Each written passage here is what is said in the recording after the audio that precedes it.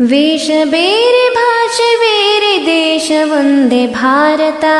ವೇಷ ಬೇರೆ ಭಾಷೆ ಬೇರೆ ದೇಶ ಒಂದೇ ಭಾರತ. ಒಂದೇ ತಾಯ ಮಕ್ಕಳೆಂದು ಘೋಷಿಸೋಣ ಸಂತತ. ಒಂದೇ ತಾಯ ಮಕ್ಕಳೆಂದು ಘೋಷಿಸೋಣ ಸಂತತ. ವೇಷ ಬೇರೆ ಭಾಷೆ ಬೇರೆ ದೇಶ ಒಂದೇ ಭಾರತ. ವೇಷ ಬೇರೆ ಭಾಷೆ ಬೇರೆ ದೇಶ ಒಂದೇ ಭಾರತ.